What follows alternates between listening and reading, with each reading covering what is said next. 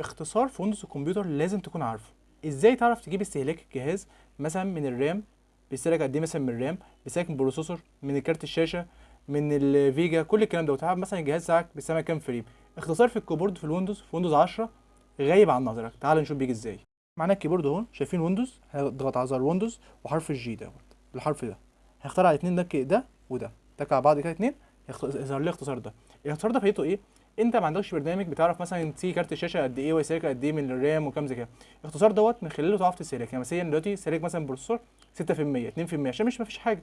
صاحب مكتب من الكارت الشاشه 2%، من الرام اهو 49%، من الفي رام يعني كارت الشاشه استهلاك 17%.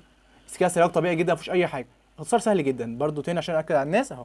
من كده هتبص على الشاشه كده اهو، وتك على الجي، يظهر معاك على طول. وبقى فيها اختصار تانية كتير.